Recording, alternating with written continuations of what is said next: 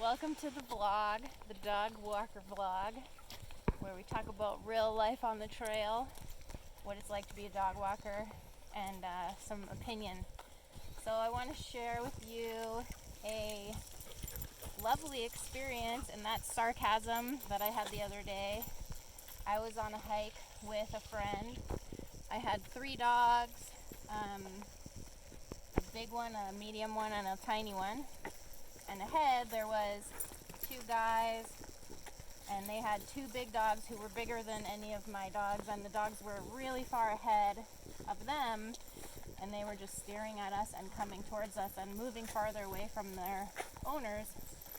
So I said, "Hi, can you call your dogs?" And the dogs recalled so fast. So I was really happy about that. That was like perfect. And so I pulled off to the side just because those dogs were big and kind of like intensely interested in us. Although since they recalled so well, I felt actually pretty comfortable with them. And the guys leashed them. They voluntarily put them on a leash, which is a significant detail for the rest of the story. So they walked by and I thanked them. Jeez, rude. For leashing their dogs or whatever, just thanked them for helping.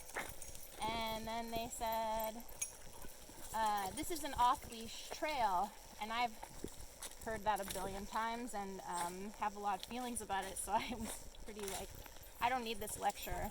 But they kept going, and were telling me that this other trail adjacent to us was an on-leash trail, which is not even true. That trail's not on-leash.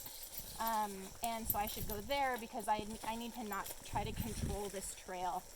And so we went back and forth, and I have a mouth, so I kept going.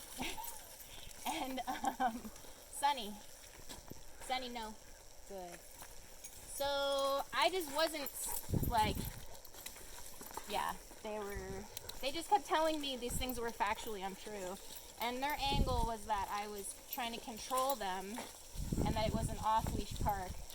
And so I just need to get used to it, that dogs are going to come up to you. So just because dogs are allowed to be off-leash, here's the opinion, they're not entitled to be off-leash. Also, I didn't ask you to leash your dog. Like, this obviously wasn't about me. Maybe there was a misunderstanding because they were so far away when I said, "Can you call your dog?" Sunny. So maybe they thought I said leash. But anyway, they just needed to explain to me that I should expect to get run up on by other dogs.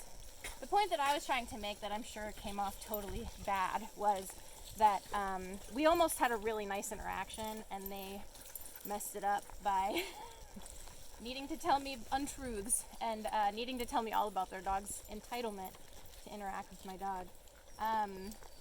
Yeah, because it was like, I asked them for a favor, they overdid the favor of their own volition.